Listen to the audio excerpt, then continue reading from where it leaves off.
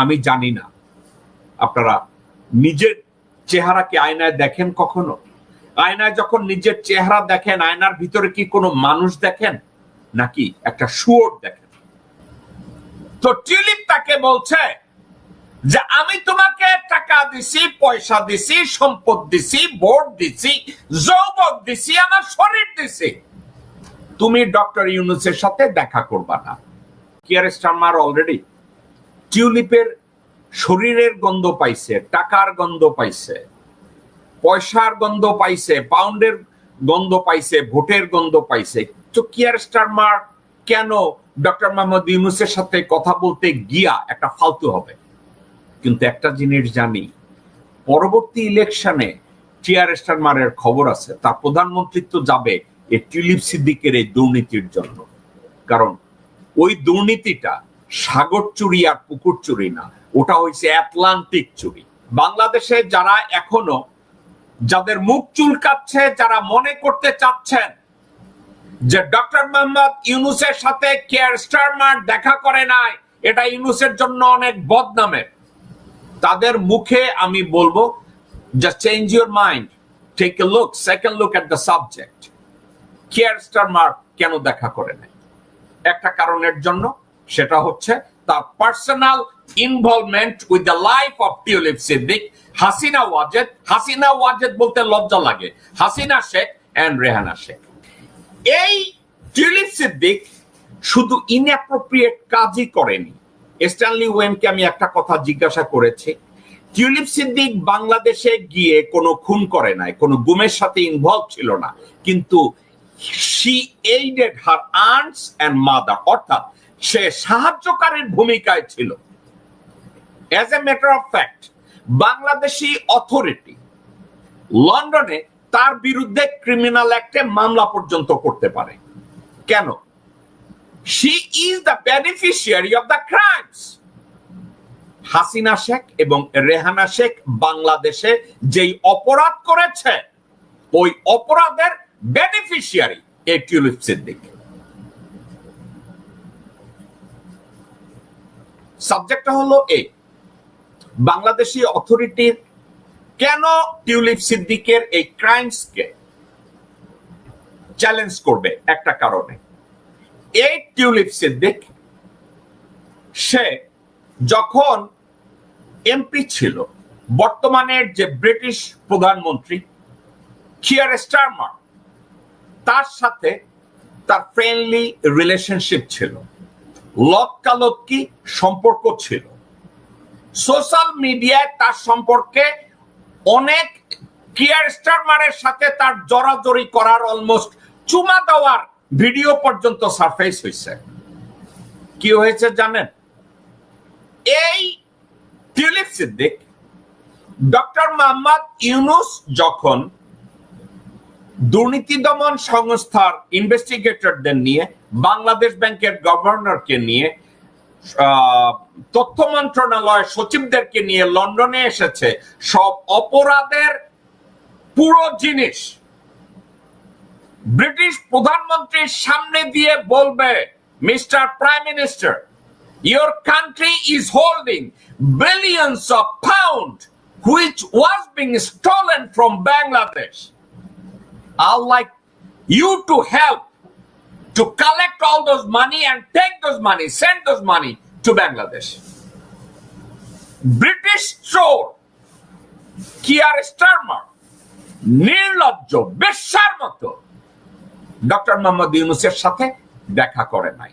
দুইটা কারণে Keir Starmer doctor Mohammad ইউনূসের সাথে দেখা করে নাই। এক, কিয়ার স্টারমার প্রধানমন্ত্রী হওয়ার আগে টিউলিপ সিদ্দিকের সাথে ভ্যাকেশন করেছে, ব্যক্তিগত ভ্যাকেশন।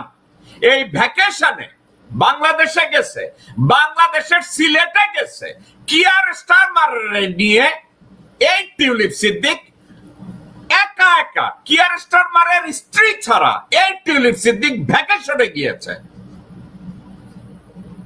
এখন কিয়ার স্টারমার প্রধানমন্ত্রী হওয়ার পরে সে ফেভারটা ফেরত দিতেছে। কোন ফেভার? টিউলিপ সিদ্দিক বাংলাদেশি আওয়ামী লীগে আছে না কতগুলা, ব্রিটিশ বর্তমানে লন্ডনে আছে, আওয়ামী লীগের দুর্নীতির বেনিফিশিয়ারি, রয়ের জন্য কাজ করে শেখ ফ্যামিলির চাকর বাকর, তারা সবাই মিলে একটা গ্রুপ, ওই গ্রুপ ভোট দিয়েছে ব্রিটিশ ইলেকশনে, সাপোর্ট করেছে লেবার পার্টিকে। কেন? লেবার পার্টিকে মিলিয়ন মিলিয়ন পাউন্ড চাঁদা দিয়েছে। কে দিয়েছে? সালমান রহমান। কে দিয়েছে? আখতারুজ্জামান বাবুর পোলা। কে দিয়েছে? বেশ্যা শাহ আলম। কে দিয়েছে? বিভিন্ন ব্যাংকের মালিক এবং বিজনেসম্যান। অর্থাৎ কিয়ার স্টারমার হানি ট্র্যাপ এবং মানি ট্র্যাপের মধ্যে আছে। তো টিউলিপ তাকে বলছে যে আমি তোমাকে টাকা দিছি, পয়সা দিছি, সম্পদ দিছি, ভোট দিছি, যৌবন দিছি, আমার শরীর দিছি, তুমি ডক্টর ইউনূসের সাথে দেখা করবা না। কিয়ার স্টারমার বলছে ঠিক আছে, আমি দেখা করলাম না, দেখা করে নাই। এখন এটা নিয়ে বাংলাদেশে গোলাম ময়লা রনির মতো লোক, নডি ফারহানার মতো বেডি, নডি সামাউবায়দের মতো বেডি, সোশ্যাল প্রস্টিটিউট মাসুদ কামালের মতো লোকজন, বিএনপির শাওয়ার মতো লোকজন, বিএনপির আমির খসরুর মতো লোকজন এবং বিএনপির গোরখোদক আব্বাসের মতো লোকজন, এরা কি বলবে? ব্রিটিশ প্রধানমন্ত্রী কিয়ার স্টারমার ডক্টর মোহাম্মদ ইউনূসের সাথে দেখা করে নাই। দর্শকবৃন্দ, কিয়ার স্টারমার যদি ডক্টর ইউনূসের সাথে দেখা করে, প্রথম অব্লিগেশন 100, 200, 500 মিলিয়ন পাউন্ড বাংলাদেশ থেকে চুরি করে লন্ডনে এনেছে। ডক্টর মোহাম্মদ ইউনূস এভিডেন্স সহ কিয়ার স্টারমারের হাতে দিয়ে বলবে, মিস্টার প্রাইম মিনিস্টার, আমি আমার এই টাকাগুলো ফেরত চাই। আপনার কি মনে হয় ব্রিটিশরা তাজমহল থেকে যে মেইন কোহিনূর ডায়মন্ডটা চুরি করে আনছে, ওই ডায়মন্ড এখন ফেরত দিবে? ওই শাহজাহানের আমলের তাজমহল থেকে যে কোহিনূর চুরি করে আনছে, আপনার মনে হয় ব্রিটিশরা ওইটা ফেরত দিবে? আর কিয়ার স্টারমার অলরেডি টিউলিপের শরীরের গন্ধ পাইছে, টাকার গন্ধ পাইছে, পয়সার গন্ধ পাইছে, পাউন্ডের গন্ধ পাইছে, ভোটের গন্ধ পাইছে। তো কিয়ার স্টারমার কেন ডক্টর মোহাম্মদ ইউনূসের সাথে কথা বলতে গিয়া একটা ফালতু হবে? কিন্তু একটা জিনিস জানি, পরবর্তী ইলেকশনে কিয়ার স্টারমারের খবর আছে, তার প্রধানমন্ত্রিত্ব যাবে এই টিউলিপ সিদ্দিকের এই দুর্নীতির জন্য। কারণ ওই দুর্নীতিটা সাগর চুরি আর পুকুর চুরি না, ওটা হয়েছে আটলান্টিক চুরি, প্রশান্ত মহাসাগরের মতো দুর্নীতি, যেটা কিয়ার স্টারমার এবং তার লেবার পার্টি করেছে। মজার কথা, ডক্টর মোহাম্মদ ইউনূসের পজিশনকে সাপোর্ট করার জন্য আমেরিকা থেকে পুশ করা হয়েছে, ইউরোপের অন্যান্য দেশ থেকে পুশ করা হয়েছে। সমস্যা একটা জায়গায়, কিয়ার স্টারমার ব্যক্তিগতভাবে টিউলিপ সিদ্দিকের সাথে সরাসরি ইনভলভ। এই ইনভলভমেন্টের জন্য কিয়ার স্টারমার ডক্টর মোহাম্মদ ইউনূসের সাথে ব্যক্তিগতভাবে দেখা করে নাই। দেখা যদি করে, এবং আমি কি মনে করি যে কিয়ার স্টারমার আলটিমেটলি এই সাবজেক্টে বাংলাদেশের ইনভেস্টিগেটরদের অথবা ডক্টর মোহাম্মদ ইউনূসকে সহায়তা করবে, সাপোর্ট করবে কোন দিকে, আপনাদেরকে আমি একটা কথা বলে রাখি। কিয়ার স্টারমার সে যদি স্মার্টলি সিদ্ধান্ত নেয়, দর্শকবৃন্দ একটা কথা আমি বলি, বাংলাদেশের রাজনীতি আমি বুঝি কি বুঝি না এটা আমি জানি না, কিন্তু আমেরিকান এবং ব্রিটিশ রাজনীতি এই গোলালুটা বুঝি, কারণ এটা কন্টিনিউয়াসলি স্টাডি করি, চোখের সামনে দেখি। কিয়ার স্টারমার যদি এই হানি ট্র্যাপ বা মানি ট্র্যাপ থেকে নিজেকে বের করে নিতে না পারে, যদি না পারে, তা প্রধানমন্ত্রিত্ব যাবে। এবং এটা যদি সে ক্লিয়ার করে নিজেকে সরিয়ে না নেয় টিউলিপ সিদ্দিকের কাছ থেকে, তাহলে তার দলও ক্ষমতা হারাবে। কারণ it is a biggest crime. লন্ডনে এমন এক ইনভেস্টিগেশনে ধমকা হাওয়া আসবে, যেই হাওয়ায় লেবার পার্টি ক্ষমতা থেকে দূরে সরে দাঁড়াবে। আর আজকের যারা খুব গুরুত্ব দিচ্ছেন এবং বলছেন যে ডক্টর মোহাম্মদ ইউনূসের দেখা করা উচিত ছিল আপনাদের, আমি এজন্যই স্ট্যানলি ওয়েনকে এনে জিজ্ঞাসা করেছিলাম এটা অ্যাপ্রোপ্রিয়েট কিনা।